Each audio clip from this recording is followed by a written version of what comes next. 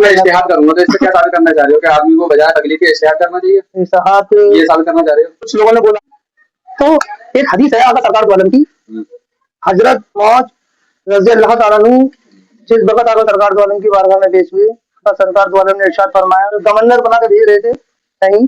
मैं समझ रहा हूँ, जो हदीस तुम बयान करना चाह रहे हो वो अबू दाऊद हदीस नंबर 3592 गालिबन अबू दाऊद की हदीस है। तो इस हदीस से क्या साबित करना चाह रहे हो? मैं ये साबित करना चाह रहा हूँ इस हदीस में ये अल्फाज हैं कि हुजूर सल्लल्लाहु अलैहि वसल्लम ने जब हजरत मुआज बिन जबल को यमन जाने का हुक्म दिया, तो हजरत मुआज बिन जबल रज़ी अल्लाह ताला अन्हु से पूछा कि तुम वहां पे फैसला करोगे तो कैसे करोगे? तो मुआज बिन जबल रज़ी अल्लाह ताला अन्हु ने इरशाद फरमाया कि अल्लाह की किताब से बेशक।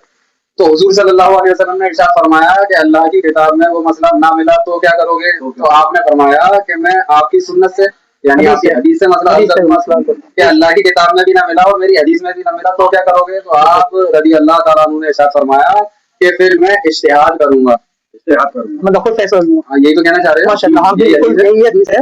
तो मैं इज्तिहाद करूंगा, तो इससे क्या साबित करना चाह रहे हो कि आदमी को बजाय तकलीफ के इज्तिहाद करना चाहिए, ये साबित करना चाह रहे हो? कुछ लोगों ने बोला है कि इसमें जो है हजरत मौज रज़ी अल्लाह ताला अन्हु इरशाद फरमा रहे हैं कि अपने दिमाग से थोड़ी सलाहियत से भी फैसले लो, अगर कुरान को पढ़ना है तो कुरान को पढ़कर आगे बढ़ो, अपने दिमाग से सोच चलो। ये किससे फरमाया? हजरत मुआज से फरमाया ना। मुआज रज़ी अल्लाह ताला अन्हु कहते बड़े जलीलो कदर साहबी और इल्म के जानने वाले थे, इसलिए उनसे कहा कि आप वहां जाओ, कोई मसला दरपेश आए तो क्या करोगे? उन्होंने पहले कहा कुरान हदीस से मैं देखूंगा, नहीं मिला तो मैं इज्तिहाद करूंगा। चलो ठीक है, यहाँ पे हमें इज्तिहाद करने का हुक्म मिल गया, लेकिन जब वो यमन पहुंच गए तो जब वो गए तो क्या कुरान इस किताब की शक्ल में था जो आज हमारे पास नहीं था?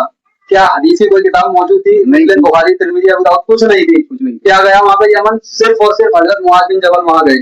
तो मुआज बिन जबल क्या करेंगे? अल्लाह की किताब और नबी की हदीसें जो उन्होंने सुनी थी उससे करेंगे इज्तिहाद। लेकिन वहां की जनता क्या करेगी?